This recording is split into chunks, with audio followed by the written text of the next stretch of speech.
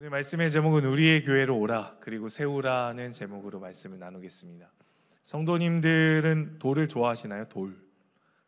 아무도 좋아하실 것 같지 않았습니다. 왜냐하면 돌에 대한 이미지가 그렇게 좋지 않습니다.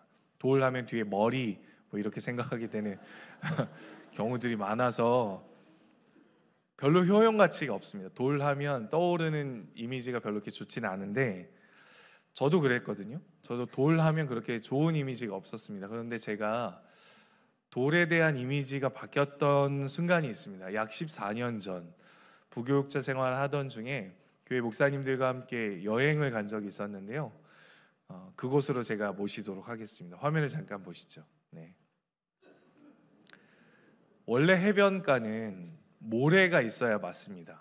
그렇죠. 그래서 바닷가에 가면 발바닥을 딱 놓는 순간 모래가 싹 뒤덮이는 것을 상상을 해야 되는데 제가 간 바닷가는 다 돌이었습니다. 그래서 뜨거운 여름에 방문했는데 저 돌이 어떻게 됐을까요? 뜨겁게 달궈져서 발바닥을 댈 수가 없을 정도로 뜨거운 곳이었습니다. 저곳은 여러분들도 가보신 경험이 있겠지만 몽돌 해수욕장입니다. 다음 장면 넘겨주시면 돌에 여러 가지 다양한 색깔들의 돌들이 투명한 바다에 아름답게 저렇게 놓여져 있었던 것이 제 머릿속에 기억이 있습니다. 이제 내려주십시오. 제가 돌 하면 별로 좋지 않고 돌 하면 별로 신경 쓰지 않다가 저곳을 방문하고 나서 돌에 대한 생각이 바뀌었습니다. 아, 돌이 이쁘다. 돌이 이쁘다 이런 생각을 하게 됐었는데요. 제가 대구 내려와서 한 번 방문해봤습니다. 그런데 좀 느낌이 다르더라고요. 전에는 여름에 갔었는데 이제 겨울에 가보니까 돌이 저런 느낌은 나지 않지만 여전히 예쁘더라고요. 그런데 저 돌을 가져오면 될까요? 안 될까요? 안 됩니다. 가보신 분들은 다 아신 것 같아요. 저 가져오면 잡혀갑니다. 저 해변에 있는 돌은 가지고 올 수가 없습니다. 돌은 원래 어디 있어야 할까요? 우리가 기본 상식적으로 돌은 밖에 있어야 맞습니다. 저곳에 있어야 되고 밖에 있어야 합니다. 근데 돌의 가치가 바뀌는 순간이 있는데 돌의 위치가 달라지는 순간 돌의 가치와 의미가 굉장히 달라지게 되는 것을 우리는 보게 됩니다. 신앙생활하면서 돌에 대해서 깊이 생각해 본 적이 없는데요. 성경은 돌에 관련해서 참 많이 이야기를 하곤 합니다. 구약에도 기념비, 기념돌 뭐 이런 얘기들이 참 많이 나오는데 참 신기하게도 오늘 우리가 읽을 본문은 기념주의를 맞이하면서 48년 동안 베풀어 주셨던 은혜 그리고 앞으로 우리의 교회가 나아가야 될 방향에 대해서 깊이 고민하면서 이 돌에 대한 생각들을 말씀을 통해 깊이 상고해 보면 좋을 것 같습니다. 돌이 위치가 바뀌면 의미가 달라진다고 했는데 성도님들이 돌이 언제 필요한지 아십니까? 무엇인가를 세울 때 필요합니다. 그러니 돌의 의미가 그전에는 어떤 이미지였냐면 필요 없는 우리에게는 효용 가치가 없는 돌이었는데 이제 건축자들에게 있어서는 너무나 귀중한 돌이 되는 거죠. 우리 북안교회가 밑으로 더 지하로 파려고 했었는데 제가 우리 장로님들한테 이야기 듣기로는 이 밑에 암석이 굉장히 많았다고 그래서 더 밑으로는 팔 수 없었다고 얘기를 들은 적이 있습니다. 돌은 우리에게 어떠한 의미를 가져다 주냐면 견고함, 변하지 않음에 대한 의미를 우리에게 가져다 줍니다. 그런데 보통의 사람들은 이 돌을 어떻게 취급하죠? 돌을 그렇게 값어치 있게 여기지 않습니다. 그냥 밖에 버려두죠. 발로 차곤 합니다. 사람의 발에 치이고 그리고 밖에 버려져 있는 밖에 있는 돌이 우리에게는 상식적입니다. 오늘 말씀도 그렇습니다. 오늘 말씀에도 돌이 등장하는데 사람들에게는 밖에 버려지는 돌을 누군가는 취하해서 굉장히 귀한 자리, 귀한 역할을 하도록 하게 하는 내용이 오늘 우리가 읽을 48주년의 본문인 오늘 베드로전서의 말씀이긴 합니다. 오늘 우리가 읽은 베드로전서는요 상황을 좀 이해해야 말씀을 우리에게 더 가깝게 의미 깊게 묵상할 수 있을 것 같습니다. 베드로전서는 지금 우리가 처해져 있는 상황과는 전혀 다릅니다. 오늘 성도님들 2부 예배 나오시면서 혹시 나를 예배 가지 못하도록 막는 세력이 있으셨나요? 붙잡고 가지 못하도록 하게 하는 일들이 있으셨나요? 그런 일은 거의 없으셔서 아마 이 자리에 앉아 있는 것으로 생각이 됩니다. 그런데 베드로 전서의 상황은 많이 다릅니다. 당시의 독자들은요, 로마의 압제하에 있으면서 예수 믿는 것 때문에 경제적 손실을 감당해야 했었던 사람들입니다. 당시 문화 속에서 배제되는 일들은 허다하고요, 손가락질 당하고 조롱당할 뿐만 아니라 심지어는 목숨을 잃게 되는 순간들도 예수 그리스도를 믿는 것 때문에 애매하게 당하는 고난과 욕을 듣게 되는 일들이 당시 독자들에게 있었습니다. 이런 상황에서 사도 베드로가 쓴 편지 회람서신인 베드로 전서는 매우 중요하게 되는 것이죠. 오늘 우리가 읽는 본문을 48주년을 지나온 하나님의 은혜 가운데 지켜주신 교회, 그리고 앞으로 나아갈 우리 교회의 방향들을 생각하면서 교회에 대한 깊은 고민을 통해 이 말씀을 상고해 보면 좋겠습니다. 베드로 사도는요, 오늘 편지를 쓰면서 좀 독특한 방식으로 돌 앞에 수식어 두 가지를 붙입니다. 한 가지에 대해서는 사람에게 버림받은 돌, 또 한 가지 돌은 누군가에게서 택하여진 바 된 돌에 대한 의미를 설명하고 있습니다. 본문을 통해 좀 확인해 보면 좋겠는데요. 베드로전서 2장 4절의 말씀입니다. 같이 읽겠습니다. 시작. 사람에게는 버림바가 되었으나 하나님께는 택하심을 입은 보배로운 사한 돌이신 예수께 나아가. 첫 번째 베드로 사도가 돌에 대해서 어떻게 기록하죠? 사람들에게 버림받은 돌. 베드로 사도는 예수님을 영광스러운 하나님 아들, 이런 표현 안 씁니다. 사복음서에 등장하는 왕으로 오신 예수님, 하나님 나라의 왕 아들이신 예수님, 이런 표현 안 쓰고 베드로 사도가 당시 독자들에게 쓴 예수님은 사람들에게 버려진 돌 같은 예수님, 이런 표현을 쓰는 겁니다. 이해가 잘 안 되시죠? 왜 베드로 사도는 사람들에게 버림받은 돌이라는 표현을 써서 예수님을 소개하고 있을까요? 잠시 전에 말씀드렸던 당시 독자들은요, 예수님 때문에 목숨을 잃고 경제적 손실을 입고 당시 상황에서 고통과 고난 압제하에 있었던 사람들입니다. 그러니 그들이 믿고 따르는 예수님의 본을 보이면서 그들을 지금 하나님은 위로하고 계시는 겁니다. 우리가 믿는 예수님도 어떻다고요? 사람들에게 버림바 되었었다라는 것을 통하여 그 당시의 독자들, 목숨을 잃어가고 아파하고 고통스러워하는 성도들의 삶을 어루만지시는 표현을 통하여 성도들을 위로하고 격려하고 있는 것입니다. 그런데 단순히 버려진 바 된 돌, 사람들에게 버려진 돌만을 얘기하는 것이 아니라 조금 전에 읽었지만 어떻게 기록되어 있죠? 다시 한번 띄워주시면 후반절에 이렇게 기록되어 있습니다. 두 번째 베드로가 쓴 표현은 하나님께는 무엇한 돌이요? 택하심을 입은 보배로운 산돌이신 예수님. 또 돌을 설명합니다.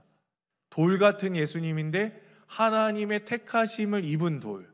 그런데 그 돌은 보배로운 산돌이라는 표현을 통해서 기록하고 있습니다. 돌의 위치가 바뀌는 거죠. 돌은 밖에 버려져서 발에 치이는 돌이 맞습니다. 사람들에게 밖에 버려진 돌이 맞죠. 그런데 누군가에게는 택하여져서 위치와 포지션이 바뀌면서 그 의미가 달라졌습니다. 누가 택하죠?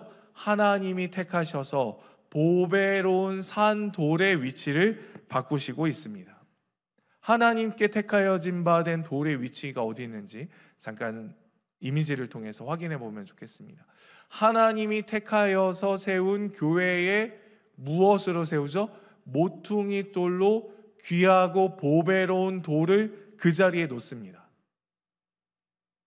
몽돌 해수욕장이나 아무도 신경 쓰지 않는 바닷가에나 버려질 돌, 우리가 발로 찰 수 있는 돌, 이런 돌에 무가치한 사람들에게 밖에 버려진 돌을 하나님은 보배롭고 택하여서 이 하나님의 이 땅 가운데 생명 없는 하나님의 사람들에게 생명을 주시기 위한 교회의 모퉁이 돌로 하나님이 세우신다는 사실입니다.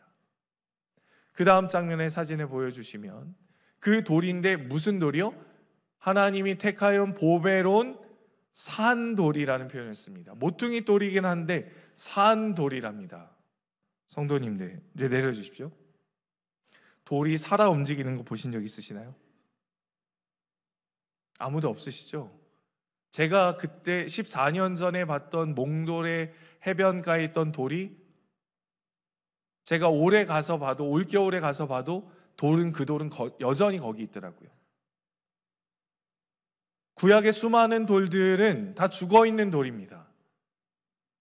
우리 교회를 건물로 짓고 있는 그 돌들도 다 죽어있는 돌이죠.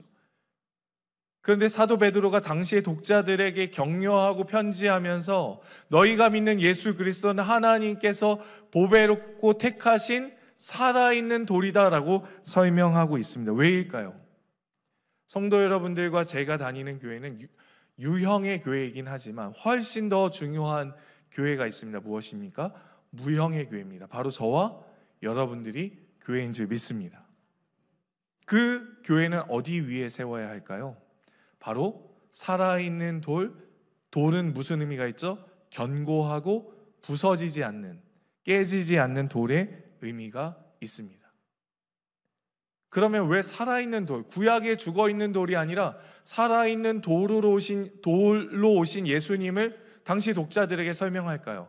여러분, 유형의 돌은, 죽어있는 돌은 한계가 있습니다. 딱 거기만 있을 수밖에 없죠. 몽돌 해수욕장 딱 거기밖에 있을 수 없습니다. 그런데 살아있는 돌은 오고 오는 모든 세대 위에 세워질 수 있는 돌이 되며 연령과 상관없이, 빈부와 상관없이, 남녀노소와 상관없이 세워질 수 있는 기초석이 되는 돌이 되는 줄 믿습니다. 그래서 우리가 첫 번째 상고해야 될 본문을 통해 확인해 진리는 모든 교회의 기초는 살아있는 견고한 예수님이라는 사실을 기억해야 합니다.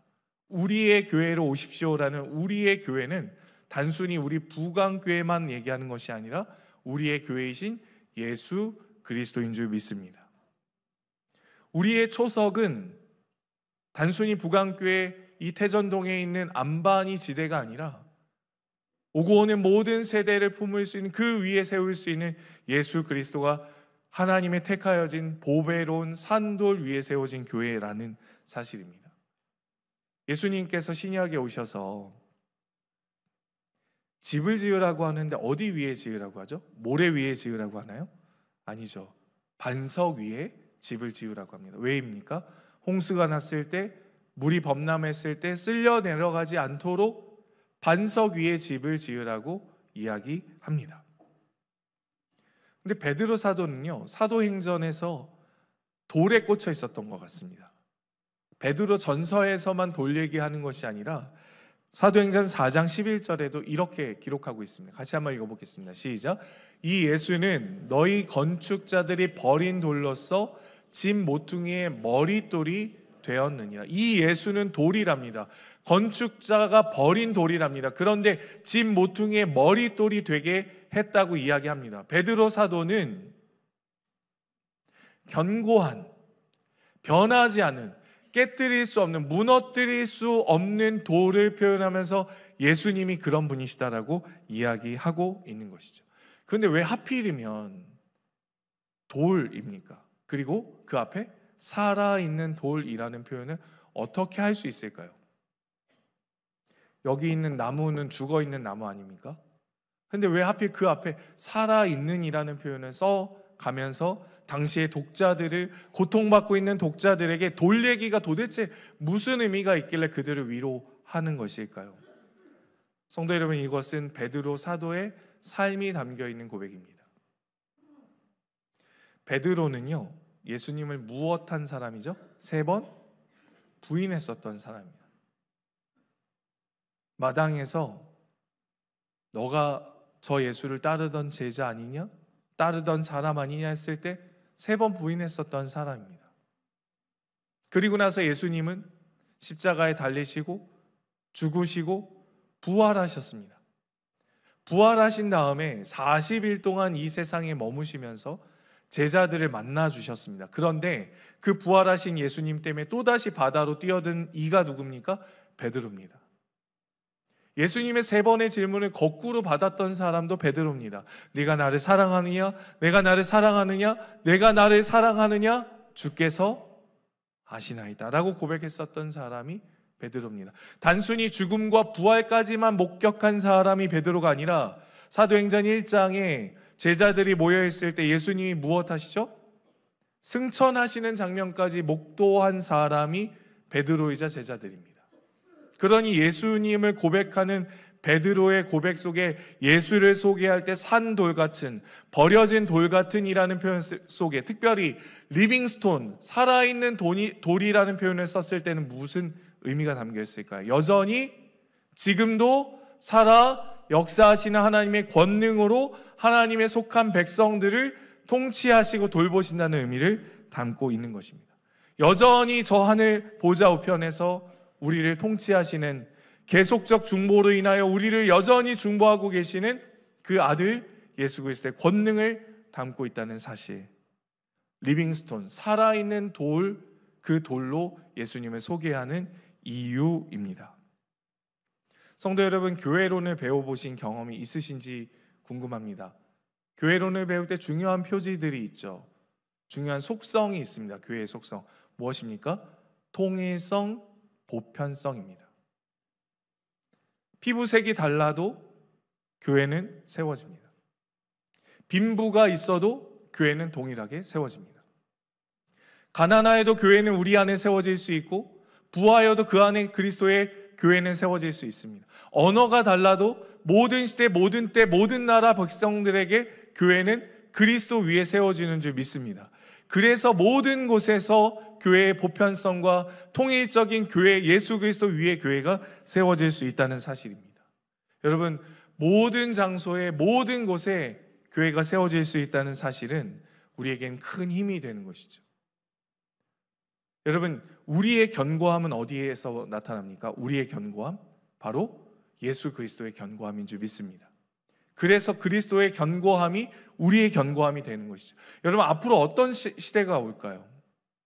코로나 이후에 앞으로 어떠한 상황과 형편이 온 세계 가운데 놓여질까요?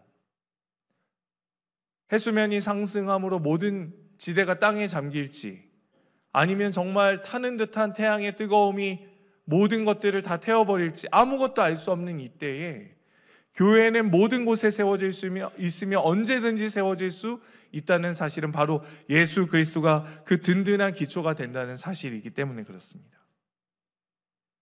오늘 4절 후반절에 우리에게 요구하는 바가 한 가지 등장하는데요. 다시 한번 2장 4절의 말씀을 같이 읽겠습니다. 시작. 사람에게는 버림바가 되었으나 하나님께는 택하심을 입은 보배로운 산돌이신 누구께 나아가라고요? 예수께 나아가. 산돌이신 예수께 나아가라는 표현을 하고 있습니다. 말씀을 통해 상고해야 될 두 번째 진리는요, 즐거움으로 주님 앞으로 나와야 한다는 것입니다. 즐거움으로. 그리고 그 속에서 나와 안식해야 합니다. 주님께 나아가라. 불편하신 분들 계시죠?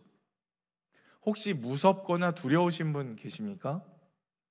여러분, 우리는 예수님께 나아가라는 베드로의 사도의 권면을 잘 귀담아 들어야 합니다. 사람에게는 버려졌지만 하나님이 택하여 보배롭게 세운 거룩한 산돌이신 예수님께 너희가 나아가라고 얘기합니다.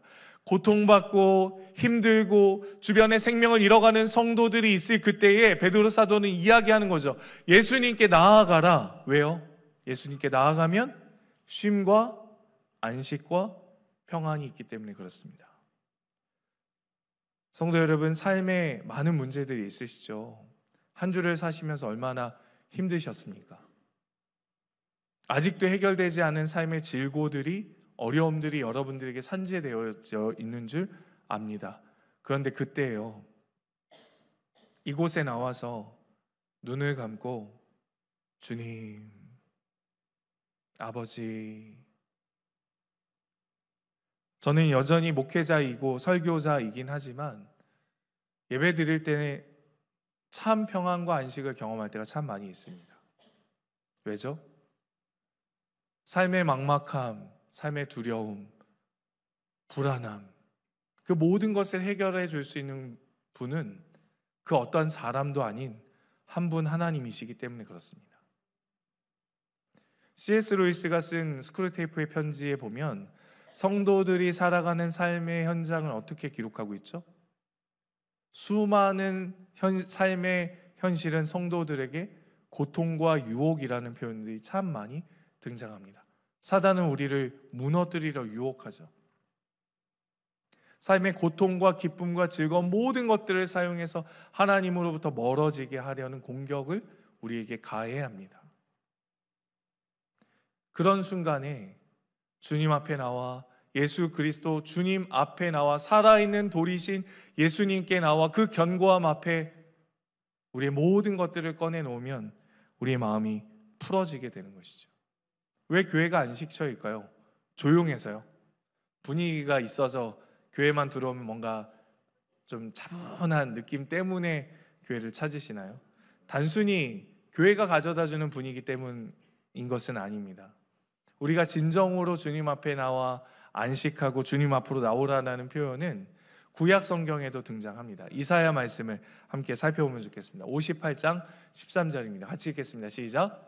만일 안식일에 내 발을 금하여 내 성일에 오락을 행하지 아니하고 안식을 일컬어 즐거운 날이라 여호와의 성일을 존귀한 날이라 하여 이를 존귀하게 여기고 내 길로 행하지 아니하며 내 오락을 구하지 아니하며 사사로운 말을 하지 아니하면, 그 다음 절이요, 계속 띄워주십시오. 네, 안에서 즐거움을 얻을 것이라.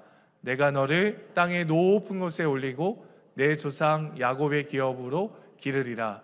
여호와의 입의 말씀이니라. 아멘.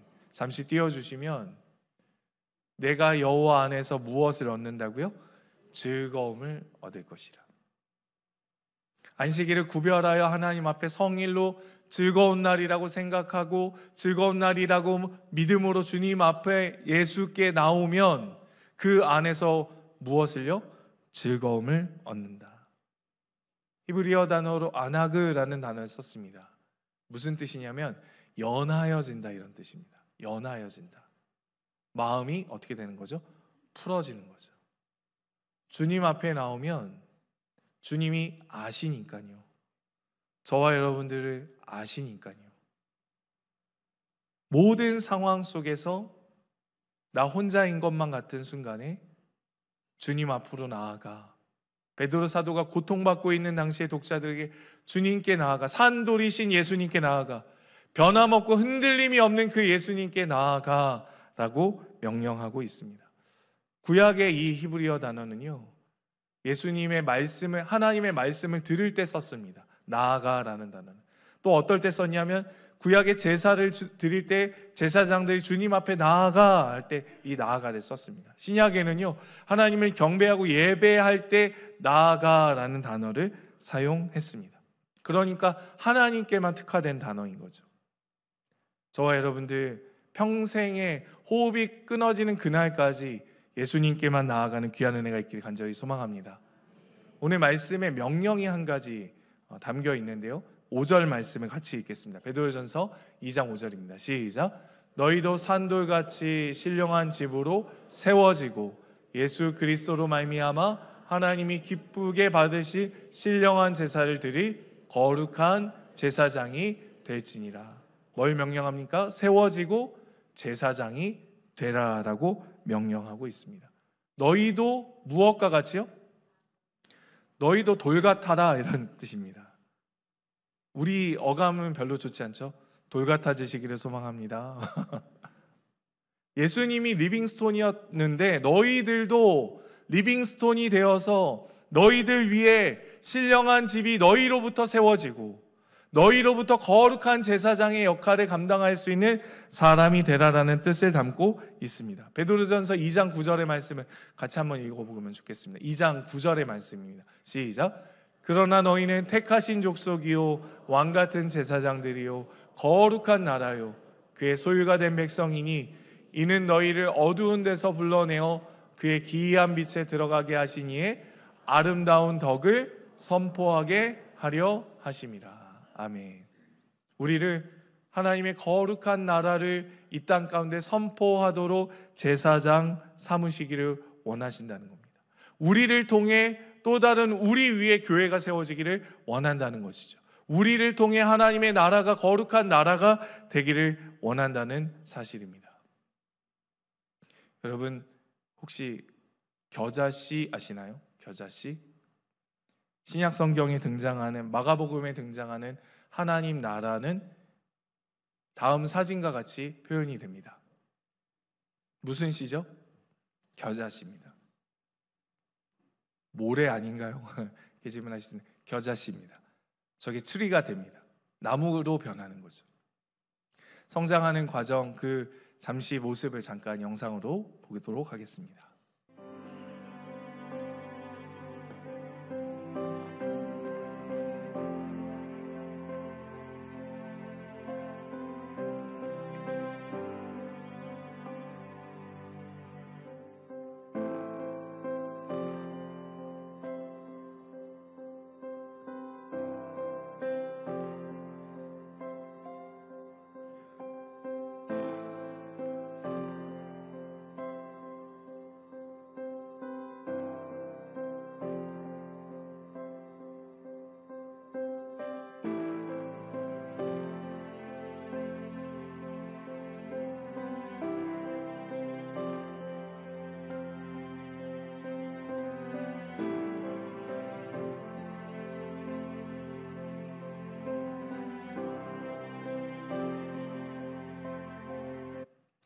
저 나무가 다 자라면 어떻게 되는지 마지막으로 겨자나무를 보도록 하겠습니다. 겨자나무.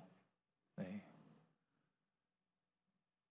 말씀을 통해서 같이 한번 좀 확인해 보면 좋겠는데요. 마가복음 4장 30절, 이 겨자씨가 무엇에 비유한 말씀인지 한번 보십시오.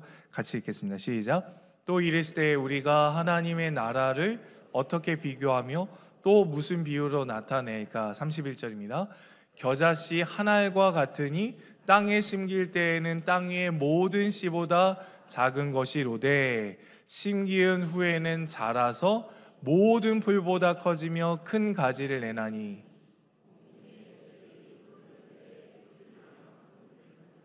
무엇이 그 그늘에 깃든다고요? 공중의 새들이. 무슨 비유입니까? 겨자씨 비유는 하나님 나라 비유입니다. 산돌이신 예수께 나아가 산돌이신 너희도 산돌과 같이 그 안에 신령한 집을 지어라. 왜요? 하나님 나라를 세워서 우리가 하나님 나라가 되어서 이 땅의 성도들이 하나님 나라가 되고 거룩한 제사장이 되어서 이 땅에 쉼이 없이 삶을 살아가는, 죄를 해결할 수 없어서 죄를 먹고 마시고 죄를 반복하고 그 죄의 통치를 받으며 살아가는 쉼 없는 영혼들이 우리가 하나님 나라가 되어서 겨자씨가 비천한 우리이지만 100년도 못 사는 우리이지만 아무것도 가진 것 없는 것 같고 지혜도 없는 것 같고 소유한 것이 없는 것 같지만 그런 겨자씨 같지만 땅에 심겨져서 하나님 나라 킹덤이 되면 우리가 그 이룬 나무의 그늘에 수많은 영혼들이 깃들어서 쉴 수 있게 된다는 말씀을 오늘 우리에게 말씀을 통해 도전하고 있습니다. 성도 여러분, 베드로 사도가 너희도 산돌과 같이 신령한 집으로 세워지고 거룩한 제사장이 되어라 라는 명령은 여기 모두에게 예외사항이 아닙니다.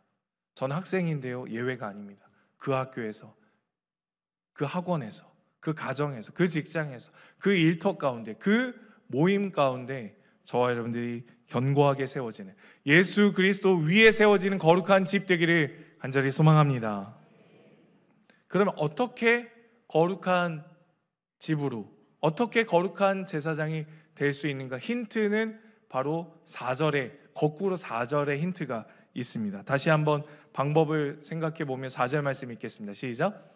사람에게 버림받았으나 하나님께는 택하심을 입은 보배로운 산도신 예수께 나아가입니다. 나아가. 여기서 나아가의 헬라어 단어는 프로세쿠마이라는 단어입니다. 프로세쿠마이. 이 단어는 무슨 뜻이죠? 예수께 가까이 하여 거룩한 집으로 지어지는 겁니다. 거룩한 산돌이신 예수께 거주하여 거룩한 제사장 나라가 되는 겁니다. 예수님께 머무르며 거룩한 집으로 지어지는 거고 주님과 동행함으로 거룩한 제사장이 되어 가는 것입니다. 여러분, 우리가 이 땅 가운데 짧은 인생을 살아가면서 귀하고 값지게 쓰임 받으려면 예수께 나아가야 한다는 사실입니다. 여러분, 일주일을 살면서 매일을 살면서 무엇에 나아가시고 계시나요? 무엇에 집중하고 계시나요? 무엇으로 향해 달려가고 계시나요? 저와 여러분들, 우리 모두에게 주님은 나아오라.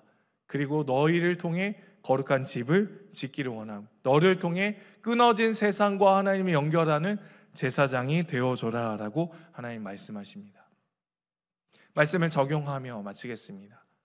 첫 번째 우리가 생각해야 될 삶의 진리의 적용은 우리의 매일 삶에 가장 가까이 두는 것은 무엇인지 생각해 보시면 좋겠습니다. 주님께 나아가야 하는 그 자리에 자고 일어나면 제일 가까이 있는 것이 무엇입니까? 스마트폰이죠. 요즘 이런 성경책을 머리맡에 두라 이런 뜻 아닙니다. 제가 드리고 싶은 말씀은 제일 가까이 주님께 나아가야 하는데 제일 가까이 있는 것이 무엇이죠? 스마트폰을 딱 켜면 유튜브를 보시거나 네이버를 확인하시거나 카톡을 확인하시게 되는 경우가 많은데, 삶의 어떠한 형편이든 흔들리지 않는 리빙스톤 가운데 거하시려면 말씀을 가까이 하는 일에 여러분들의 삶이 기초가 놓이기를 소망합니다.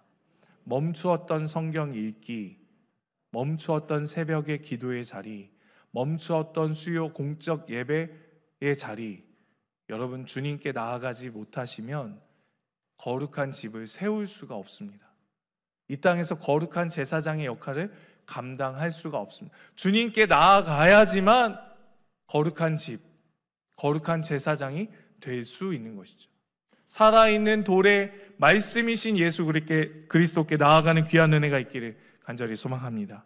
두 번째, 주님께 즐거워하며 나아가는 일들이 내 안에 있는지 점검해 보십시오. 예배 나오는데 혹시 맞이 못해서,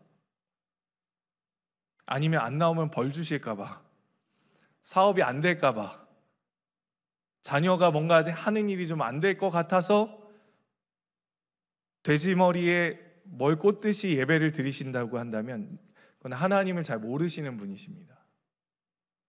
주님께 나아오면 우리의 마음이 풀어지고 우리의 죄를 그의 아들 예수께 짊어지우신 예수님의 사랑이 느껴지고 도저히 회복될 수 없었던 나의 영혼의 상태를 이전 것은 지나갔으니 보라 새 것이 되었도다라는 그 실제의 임재를 경험하게 되는 줄 믿습니다. 여러분, 우리의 삶은 하나님을 가까이 하는 것을 즐거워하는 삶이 되기를 간절히 소망합니다. 마지막 세 번째, 나를 통해 깃드는 영혼들을 한번 얼마나 되는지 점검해 보십시오. 나를 통해 세상과 하나님이 끊어진 그 사이를 내가 얼마나 연결하고 있는지 보십시오. 아니면 혹시 내가 가는 곳마다 파해지고 가는 곳마다 관계가 깨어지며 나누어지는 것은 아닌지, 겨자씨 한 알이 심겨지면 하나님 나라를 통해 큰 나무가 되어서 그곳에 새들이 그 그늘에 깃든다고 얘기했는데, 우리가 거룩한 집, 신령한 집으로 예수 그리스도 위에 세워져서 이 세상에 끊어져 있는 세상과 하나님을 잘 연결할 수 있는 우리 부강의 모든 성도님들 되기를 간절히 소망합니다. 말씀 기억하면서 자리에서 일어나셔서 우리 찬양하면서 하나님, 우리가 모일 때마다, 주의 교회 백성들이 모일 때마다 하나님의 임재, 성령의 임재가 경험되게 하여 주시옵소서. 찬양하고 고백합니다. 우리 모일 때, 우리 모일 때 주 성령이 임하리. 우리 모일 때 주 이름 높이 우리의 마음을 모아, 우리 마음 모아 주를 경배할 때 주님 축복하시리. 주님 축복하시리. 한 번 더 고백합니다. 우리 모일 때 주님의 성령이, 우리 모일 때 주 성령이 아멘. 우리 모일 때 주 이름 우리의 마음을 모아, 우리 마음 모아 주를 경배할 때 주님 축복하시리.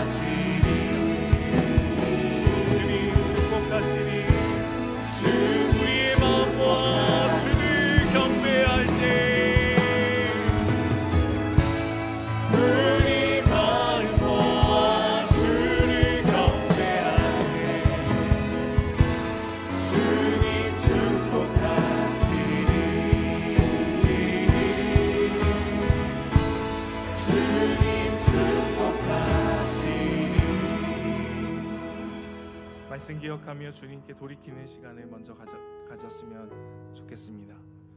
주님께 나아가야 했고 주님께만 나아가야 치유와 회복, 새롭게 됨의 역사가 있는데 세상으로 나아가 세상의 것을 붙잡고 세상의 것이 가장 먼저였었던 우리의 방황하는 삶, 이 자리에서 주님께로 돌이키오니 주님, 세상 의지하며 살았던 삶, 내 마음대로 살았던 삶, 내 마음이 가는 대로 살았던 삶을 주님께로 돌이킵니다. 주님, 내 손 잡아주시고 이 시간 나의 영혼을 받아 주시옵소서. 주님께로 돌이키며 회개하며 나아갑니다. 사랑과 은혜가 풍성하신 하나님, 짧은 쾌락, 짧은 즐거움, 짧은 세상의 만족을 위해서 우리가 방황하고 하나님 혼돈하며 삶을 살았음을 회개하며 나아갑니다. 하나님, 영원하지 않은 것 붙잡고 삶을 살았고 그 어떠한 것을 해결해 줄 수 없는 것을 마치 하나님인 양 이것이 있으면 다 해결되는 양 삶을 살았던 우리의 모습을 회개하며 나아갑니다. 오직 하나님이 택하신 보배로운 산돌이시 예수께로 나아가야 하고 그 예수만 바라봐야 하는데 그 그리스도만 하나님 붙잡아야 하는데 우리의 연약한 삶을 눈에 보이는 즐거운 눈에 보이는 짧은 것들을 의지하며 살았어. 하나님, 우리가 이렇게 깨어지고 망가진 상처난 영혼이 되었습니다. 오직 이 시간 주님께로 돌이키오니 우리의 영혼을 회복시켜 주시고 하나님 주님께만 만드실 수 있는 우리 영혼의 치유와 회복의 새롭게 됨의 역사를 우리 가운데 베풀어 주셔서 우리의 삶이 주님으로 말미암은 참된 교회의 초석으로 예수 그리스도 위에 세워지는 신령한 집 될 수 있도록 역사 주장하여 주시옵소서.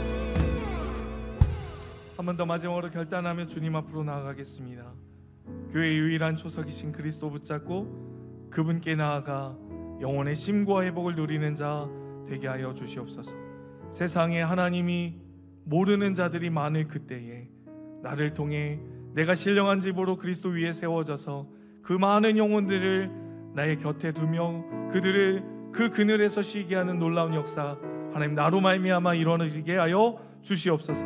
내가 있는 그 시간 그 장소 그때를 통하여 하나님 거룩한 제사장 나라 겨자 나무가 되어서 겨자씨가 심겨져서 하나님의 나라가 이루어진 것처럼 우리가 일하는 일터와 학교와 직장과 가정 어느 곳에서든지 많은 영혼들이 쉼과 회복을 경험하는 그리스도의 참된 죄사함의 복음을 경험하는 은혜가 있게 하여 주시옵소서. 결단하며 간절히 주여 한번 외치고 기도하며 나아갑니다. 주여, 살아계신 하나님, 우리를 통해 그 일을 이루시옵소서. 겨자씨와 같이 비천한 것 같지만 우리가 하나님 나라가 되어서 하나님 큰 가지가 되어 큰 나무를 만들어 하나님 그 나무 아래 쉬는 많은 영혼이 깃드는 은혜가 있게 하여 주시옵소서. 우리를 통해 그 일을 이루시옵소서. 우리가 있는 학교와 직장과 가정과 그 관계들 속에 그 일을 이루시옵소서. 절망과 낙심과 모든 것을 포기해버리고 싶은 많은 영혼들이 그리스도를 아는 은혜가 우리를 통하여 거룩한 제사장들을 통하여 신령한 집들이 그리스도 위에 세워짐을 통하여 이루어지게 하여 주시옵소서. 우리의 짧은 인생을 통해 그 영원한 일을 이루시옵소서. 우리의 비천한 것 같지만 우리의 인생을 통해 그 값진 일을 주님 이루어 주시옵소서. 주님이 그 일을 이루실 줄 믿고 하나님 구하오니 하나님 행하여 주시옵소서. 역사하여 주시옵소서. 하나님 행하여 주시옵소서. 사랑의 주님, 주님만 붙잡고 주님께만 나아가야 하는데 한 주도 우리의 마음은 갈팡질팡하며 세상으로 나아갔던 우리의 모습을 돌이키며 주님 앞으로 나아가서 안깁니다. 주님, 오직 변함없으신 산돌이신 그리스도께 나아가오니 우리를 받아주시고 우리의 영혼을 치유와 회복으로 안아 주시옵소서. 그리고 우리가 그리스도 위에 잘 세워진 집과 같이 거룩한 제사장이 되어서 세상에 끊어진 하나님의 백성들 찾고 연결하여 하나님을 아빠 아버지라고 부르는 놀라운 역사 우리의 신앙과 인생과 삶을 통하여 이루어 주시옵소서. 이제는 우리 주 예수 그리스도의 은혜와 하나님 아버지의 크신 사랑과 성령의 충만케 하심이 교회 설립 48주년 기념 예배를 드리며 오직 견고한 반석이신 주님께만 나아가기 원하는 우리 부강교회 모든 성도들 머리머리 위에 이제부터 영원토록 함께 있을지어다. 아멘.